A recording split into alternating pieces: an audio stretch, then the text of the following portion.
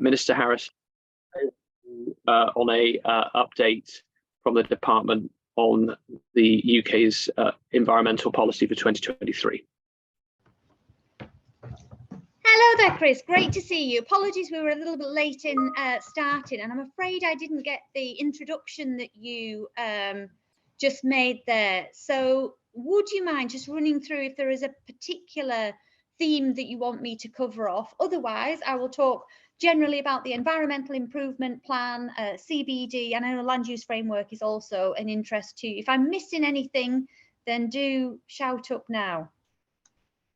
No, that sounds pretty spot on. I think we're singing from the same crib sheet, to be honest. So covering implementation of the Environment Act and what that will mean with the new environmental targets and environmental improvement plan.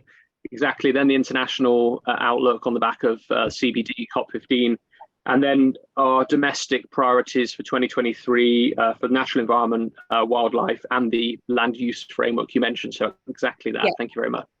Excellent. Okay, thank you, Chris. The Environmental Improvement Plan, certainly the highlight of my career so far, that was published on the 31st of January, 262 pages, 10 goals, and really focuses on the fundamentals of clean water, improved soil, air quality, but it's all revolving around the apex target, which is to halt the decline of nature by 2030 and increase nature's abundance thereafter. We know that nature is in decline and continues to decline about 2% every year. And the ways in which we plan to address that are multi-pronged, of course, but it's aspects like increasing the tree canopy cover from 14.5% to 16.5% across the range of funds that we've got, working with partners like the Forestry Commission, Forestry England, and Natural England in particular, for which I'm the lead minister, but also moving away from the Common Agricultural Policy, which was an area-based scheme, and instead the environmental land management schemes for farmers, because across our country, 70% of the land is farmed. So without engaging farmers, without a significant uptake, around about 70 to 80% of farmers being involved with environmental stewardship, we absolutely will not meet that apex target, nor the improved water quality, soil quality, etc. And the way we're doing that is through three main initiatives: sustainable farming incentive, countryside stewardship, and landscape recovery. And it's kind of in an order of magnitude, really, because countryside stewardship, many people will be familiar with. Sustainable farming incentive is a new scheme, but the landscape recovery is probably the big one, because that is where we will encourage and facilitate through the incentives farmers to come together through a common denominator, whether that's a river catchment or other reason, geographical connection. And we're looking at farms from 500 acres to 5,000 hectares, from 10 farmers to 50 farmers, as an idea. That is absolutely not fixed. But I know in my own constituency in Wasdale, the farmers there have formed a CIC to come together to see how they can work collaboratively in the Wasdale Valley. And it's absolutely brilliant to see that willingness to come together. We've already got some experience of this in the Lake District with the commoners.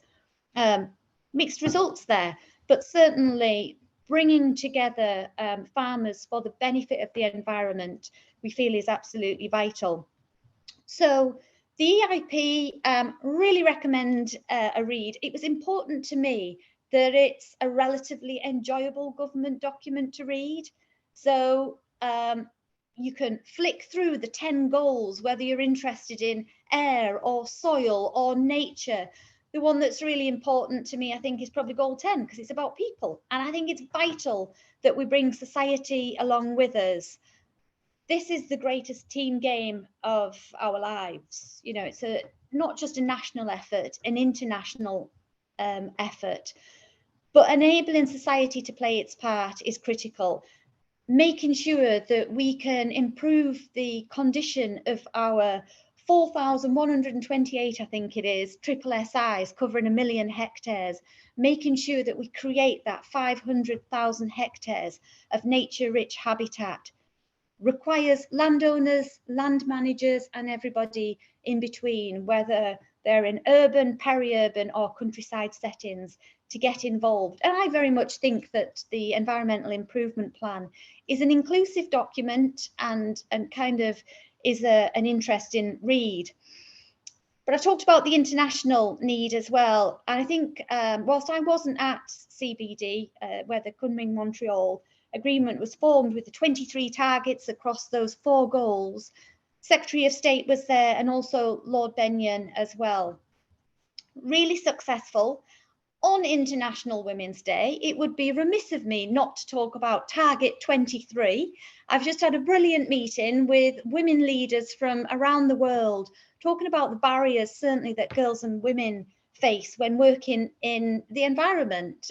So that's a key priority, perhaps as a mother of 4 daughters, but certainly enabling Mother Nature to support her daughters. The sisterhood came together on that call. But we need everybody. We need the neurodiversity, and we need the diversity and inclusivity to be encouraged, absolutely enabled. I'm also the Minister for Access. Natural England has set out how we will achieve the green infrastructure framework to make sure that wherever people live in the country, they're never more than a 15-minute walk from nature, from a green space or a blue space, a space that is watery.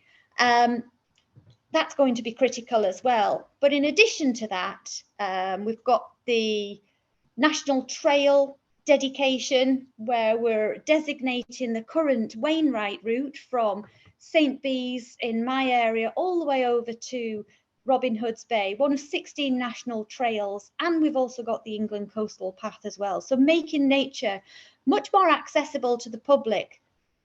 Back to that first point, because we need everybody in society to play a part here. So I'm hoping that you're really appreciating the inclusive approach and also the project management. We've got about 240 actions in the Environmental Improvement Plan, and I am tracking those line by line in a Gantt chart to make sure that we actually deliver. Throughout the EIP, I was constantly asking for smart actions, specific, measurable, achievable, resourced and time-bound. Because quite frankly, we have a legal requirement to actually come up with targets which are achievable, which are deliverable. And for us to understand what is possible, we needed to think quite deeply about making sure they're measurable, making sure they're very specific, and making sure that we've got the appropriate resources to deliver on all of these. So Environmental Improvement Plan, CBD, the one I haven't talked about yet is the land use framework. And really that's how we're going to achieve everything in our one country, which can feel at times just not big enough. We're talking about digital twins. We're also trying to imagine what our decisions might look like across government departments, across other organisations, agency and the third sector, in society, for land managers, if we do have a land framework, a land use framework. I think that's really important to understand how this thing will be used and then work back. Particularly keen to use technology, GIS mapping, so we're working with Cabinet Office, which have a programme specifically on that, to understand how we can use the best of the data, the best of the mapping, to model what the climate changes will actually mean for the way we use land at the moment. Things like flooding. We know that we're going to be, and you know more than anybody, Chris, because you did that fantastic review of our net zero strategy and various ambitions. We know that we're going to be living in a hotter, drier, wetter, more hostile climate. And we know that that will have an impact on water availability, on water quality, and on food security as well. That's really what the land use framework is about at the moment. It's collating all of the data, understanding what technology is available to help us map this, and understanding where we need legislation and where the market can lead, and maybe what the delta is in between. That's the kind of focus for the land use framework, but it is at a very early stage at the moment. There is so much data out there. Part of the challenge is not getting carried away with it, and I can be guilty of that because it's absolutely fascinating. We have a number of perhaps conflicting, certainly sometimes complementary targets, some of those legal targets, ambitions, moral responsibilities across government, and understanding energy generation, energy consumption, infrastructure, distribution, food security, understanding the conflict sometimes between those, but always making sure that at the top of that is our environment, not weakening any of our protections, and absolutely giving nature its space in order to thrive and survive. Brilliant. Well, A quick run through, Chris. I'm very happy to answer any questions. Well, thank you, Minister Harrison, for that sort of really positive overview of what you're taking on in your new brief, and we look forward, obviously, to working with you in the all-party environment group on this these very important topics. 2023 will be a critical year. We've got some questions from our parliamentary members, if it was all right to field a couple of questions for the rest of the session. If I could turn to Baroness Young to start with, who I think has two questions she would like to ask. Thanks, Chris. Thanks, Minister. You very rightly pointed out that so many of these issues are deeply interdependent. I just wanted to raise a question on two of these. One is the tree target. I was very disappointed as Chairman of the Woodland Trust to see the tree target go down following consultation.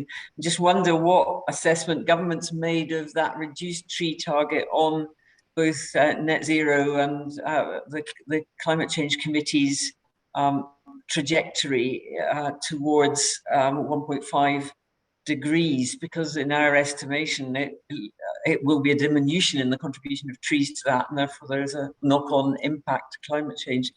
That's one interdependency. The second one is the land use framework, and what it is going to say about other pressures on land other than those that are simply within Defra's sphere of influence. So infrastructure, transport, energy, housing, and the planning system generally. Because if it's only Defra issues, that's really only one side of the equation, and these things, as you rightly pointed out, are very interdependent. Yeah, absolutely. Thank you very much.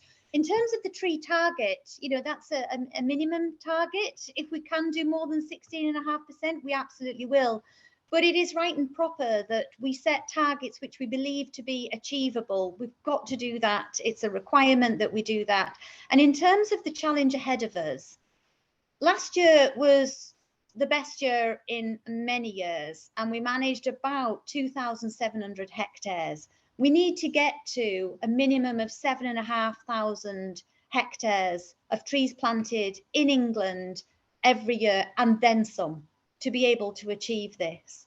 I have regular meetings with everybody from apprentices, with the Forestry Commission, with the Department for England, to ensure we've got the standards going forward, with the sector ecologists, making sure we've got the ability to carry out the essential surveys between March and May, and also to fast track wherever we possibly can the speed at which we plant trees. In fact, my phrase was I wanted to take a chainsaw to the time it takes us to plant a tree, because it's unacceptable. It's unacceptably long at the moment. But there are difficulties in doing things quickly. We do not want to have unintended consequences. We've got to also protect nature as well. So working very closely with the Forestry Commission, for example, and Natural England to balance sometimes those two necessities is key. We will go as far as we can as fast as we can. Absolutely be assured of that. But it's not easy. It's not easy persuading landowners to plant trees at the moment, but we are trying to understand what each and every barrier is and busting it at every opportunity, because we value trees. I'm a bit sad because I keep saying this. I would say that the challenges that we have across government, there is a tremendous solution. Whether that's for nature, for pollution, for reducing heat even, for carbon sequestration, but also of the timber we use in this country, only 19% is grown in this country, and that's going to get worse in years to come as well. Certainly working with other government departments to appreciate the benefit of the stored carbon in timber is something we're working on as well. So hopefully I'm assuring you that we are on this, absolutely valuing the purpose of trees for nature, for carbon sequestration, but also to build homes and furniture as well. And also the other aspect is things like wetlands, in terms of carbon sequestration as well. So looking at all of the opportunities. In terms of land use, yeah, you're completely right. My late introduction to university was to undertake a foundation degree in sustainable communities. And it wasn't actually that I needed that qualification. I was passionately interested in the subject. So I absolutely agree, for this to be successful, we'll need to work with all our government departments and with society, and very much want to ensure that this is bottom up wherever possible. Community plans are something I care deeply about. Enabling can-do people in the community to take control of their area because they know it best, I think is vital. But yeah, early days for us, and we will certainly be working cross-government to do this. There's no point doing this if it's just Defra. Thank you, Minister. And can I now turn to Vera Hobhouse, Member of Parliament Bath, who has a question. Vera. Actually, I've put one question in the chat, but I've got a second question as well. So the question is whether the Minister will actually support the ecology bill that's currently going through the House of Lords, and unfortunately won't come into the House of Commons because bills that go through the House of Lords sort of reach the bottom of the queue in the House of Commons. So I've sort of picked up this issue to talk about it, and of course if the government was on board, hey, then we would be there. And it is basically just about closing a loophole that has been identified by several organizations in the Environment Act 2021, and I'm very pleased to hear about her passion about sort of strengthening nature and reversing nature loss. And this is just a bill to make sure that we have got the appropriate targets in place in order to have a target for 2030 to reverse nature loss. You know, what is there to be said against it? Minister, can you just sort of explain why there would be anything to be against it, or whether you're looking at this bill and try to sort of include it into your legislative agenda? I mean, we've already set that out. Having a brief look in the Environmental Improvement Plan, you only need to read through Goal 1. You can see that commitment and legal targets to halting the decline of nature compared to the levels that we have in January this year. That is the baseline. So we're already doing that, but I'm very happy to take a look at that, Vera, and meet with you to discuss it. It's just, you know, because this is such a long-term thing. I mean, 2030 is a relatively short-term target, but let's assume, you know, we've got another government, and then you're putting it into legislation, and then it's an agreement for all governments of whatever color to be there as a target, and it would strengthen it. That's what I would say. But thank you for the offer to look into it. And then another target that I would just very quickly, if I may, Chair, come to. Defra is not proposing any long-term targets for overall river health, and you know, we've obviously talked a lot about pollution in rivers, unlike those in the Water Framework Directive, which is now becoming redundant after retained EU law, or the abolishment of retained EU law. The first target is for the government to halve the length of rivers polluted by harmful metals from abundant mines by 2038 against a baseline of around 1,500 kilometers. And the previous target, specified the substance cadmium, nickel, lead, copper, zinc, arsenic, not included this time, and set a target for 2037. So again, if you could look at this, about this particular target on river health, about metals that are polluting our rivers. It's a long-term target, and it would be very useful if that was part of government policy. Okay, you're testing my memory here because I haven't got the EIP in front of me, Wera, but I know there's the commitment towards the mining aspect and the work. We've actually got some of that underway in Cumbria as well, but there was the target as well of reducing pollution by 2038, really thinking about farmed land and the requirement for water companies to improve. But I think it's a holistic plan that we've got in the EIP that is not limited to 1, 2 or 3 different forms of water pollution. It is far more generic than that. But in terms of the legislation that you require, to the point, you know, we don't know which government might be in power, that is exactly why we've got the Environment Act, clear legislation, and we're building on that pretty much each and every day, and tracking all of those 240 actions, many of which require us to have cleaner water, purer air and better soil quality, 3 fundamentals to life, tracking all of those to make sure that we deliver. Okay, thank you. Thank you very much, Minister. Can I now turn to the other Caithness, who's had his hand up? Thank you. Thank you, Minister. And I like the enthusiasm. The getting results is going to be very, very hard. A number of questions. I will limit it to 2. One is on soils, where we seem to be going backwards from the 25 Environment Plan 5 years ago.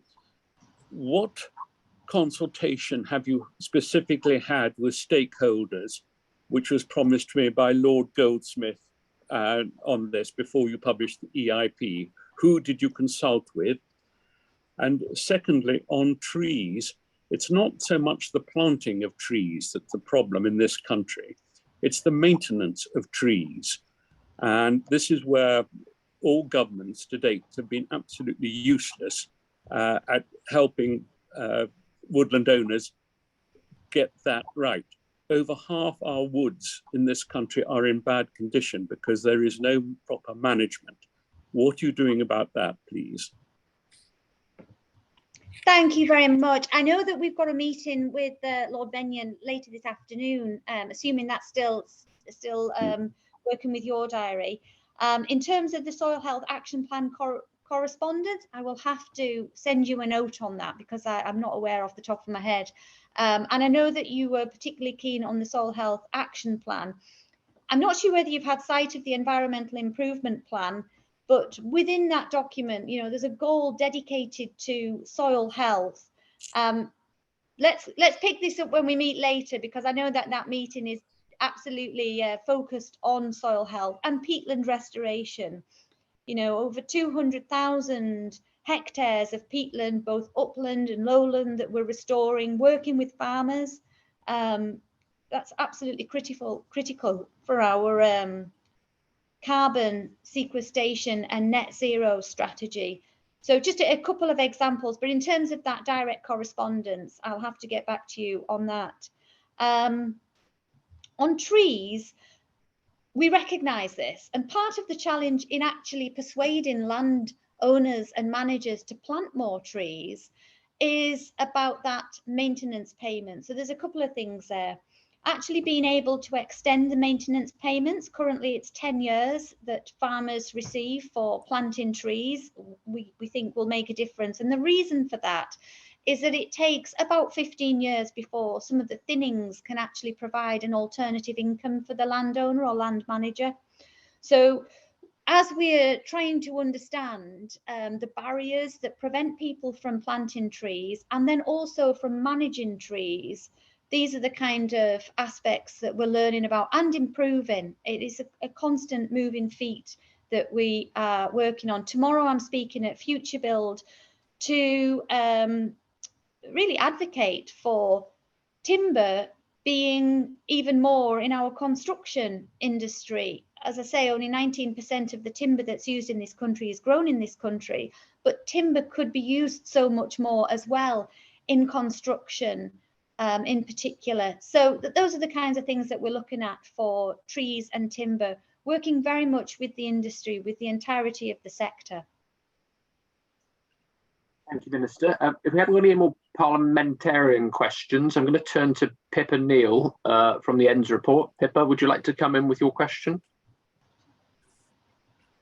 Hi, I was just wanted to ask, according to the RSPB, having a network of protected spaces in good condition is the single biggest factor in helping wildlife recover.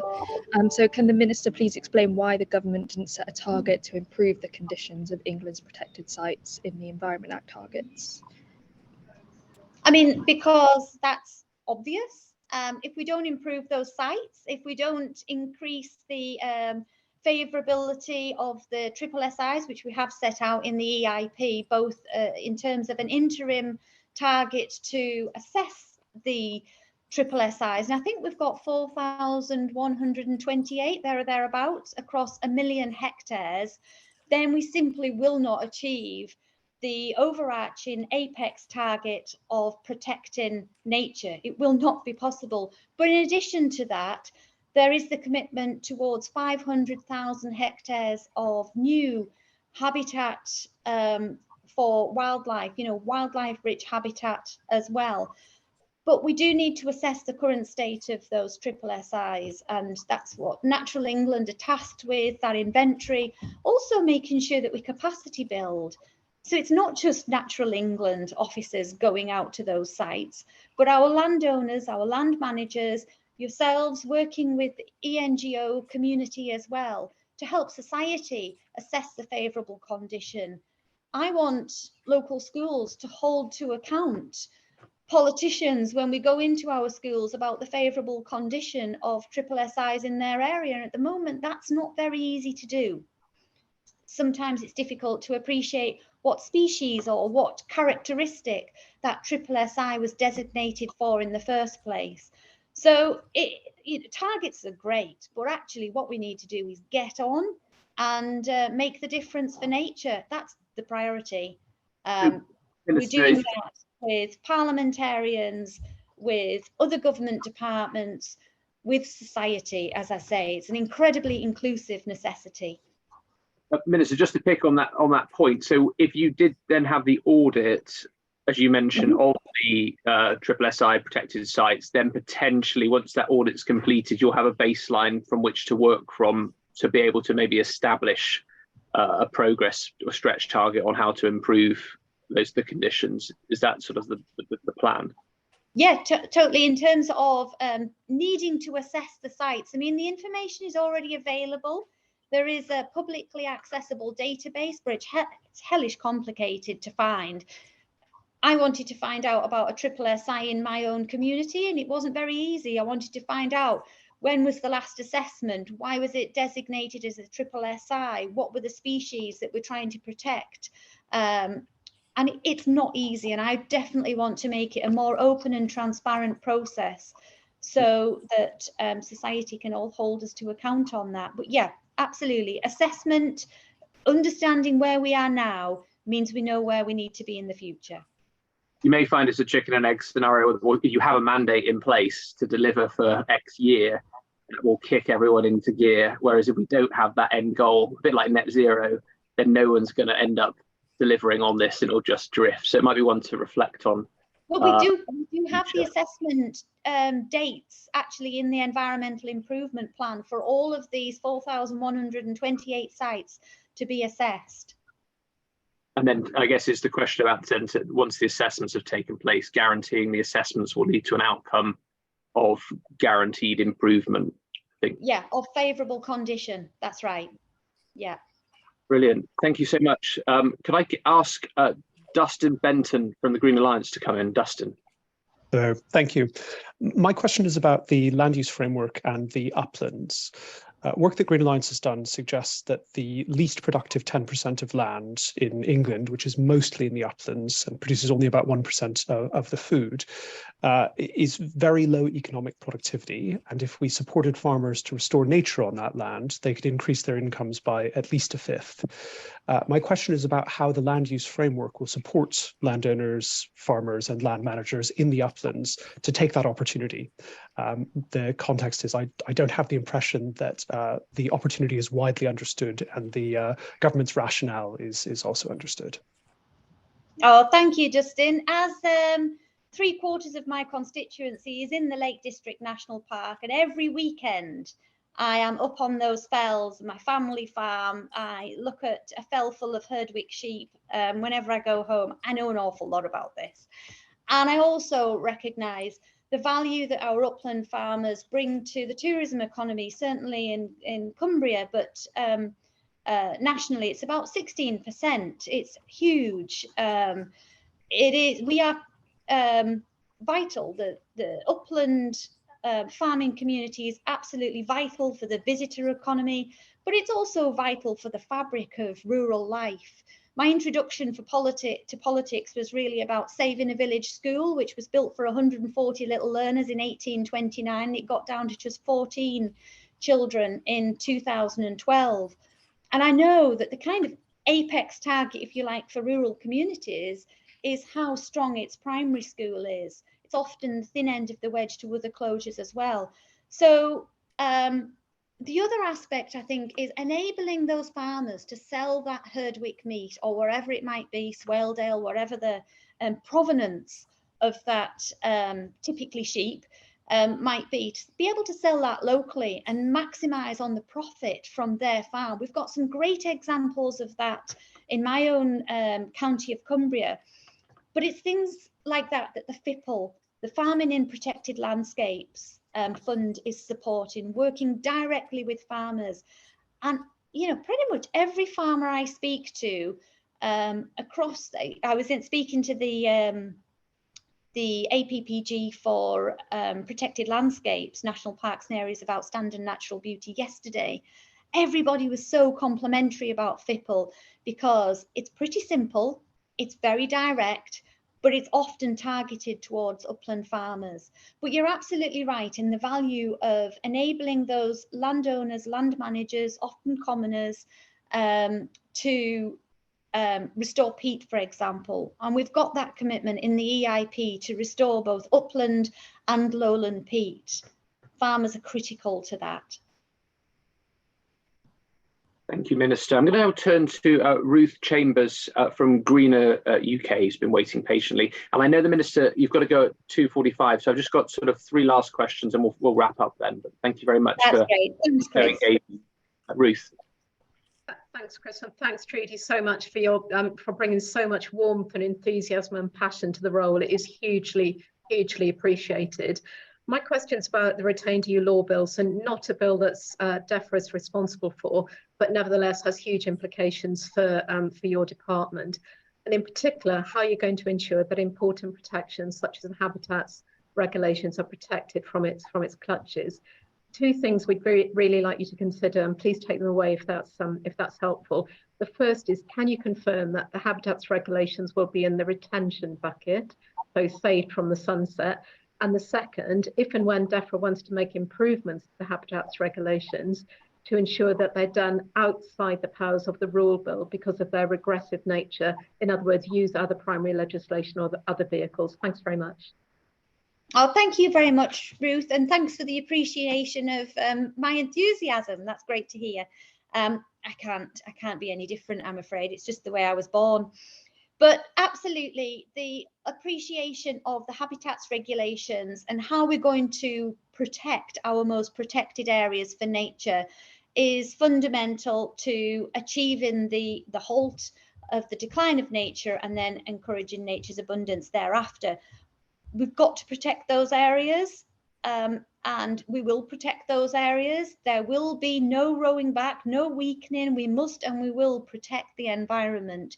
In terms of how we go about that, we have a team of legal eagles within Defra, and we've also got external peer reviewing being instigated as well, to make sure that we don't miss anything, to make sure that all of the pieces of legislation, of which you know there are thousands, are understood, and that habitat regulations in particular, and also the case law that goes with them, will be fit for purpose in the future. In terms of exactly the decisions so far, I'm afraid I can't give you that information, but I understand the importance of not just the regulations, but also the case law that enables those decisions to be made as well, certainly by local authorities and others in those positions. Thank you, Minister. I'm just going to take a final question now because I'm conscious of time, from David Walsh from the World Wildlife Fund. David. Thanks, Chris. Yeah, thank you, Minister, for your time and answering all of our questions. So I just wanted to ask about where there are differences between the Global Biodiversity Framework and the UK's domestic environmental targets. In particular, the overarching mission of the Global Biodiversity Framework, which is to halt and reverse the loss of nature by 2030, whereas the UK's target is simply to halt loss by 2030 and begin to reverse further down the line. So how, when we publish our NBSAP, that National Biodiversity Strategy and Action Plan, will we show that we're meeting those global commitments that we were so instrumental in leading in Montreal? I may need to come back to you on the specifics there, but in terms of the challenge ahead of us, to be frank, even halting the decline of nature between now and 2030 is going to be incredibly difficult. And it is why I have made such an emphasis on the EIP involving all of society as much as we possibly can.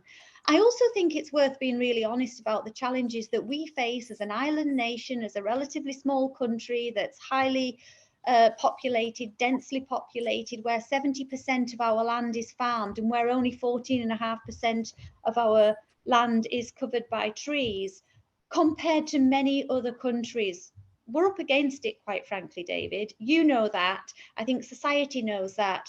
But it doesn't mean that we shouldn't put absolutely everything into halting the decline of nature by 2030. Reversing, comes afterwards, because that is the reality of the situation that we've gotten ourselves into in this country. We've accepted it. We have a plan, we're monitoring it, we're doggedly project managing every one of those 240 lines of smart actions on that plan so that we deliver. Implementation is something the Secretary of State bangs home to us pretty much every hour of the day. We know we've got to deliver. You all know we've got to deliver. Help us do that, and we might just do it even quicker. In terms of how we translate the differences between UK and international targets, I'm very happy to come back to you with a very specific and correct answer, if that's okay. Well, thank you, Minister Harrison, for your time today. Deeply appreciated. Thank you for your comprehensive answers and the offer of coming back on a couple of points that we might follow up on in due course. But we really look forward to engaging with you further into 2023 on a number of the priorities you've spoken about today. Please do see the Environment APPG, which is the largest of all sort of environment-related groups in Parliament, as an opportunity to engage with parliamentarians and also our associate members who are drawn very widely from across all sectors relating to the environment. And we look forward to engaging in the future. Thanks everyone for coming today, and we will be sending around details of our future events very shortly.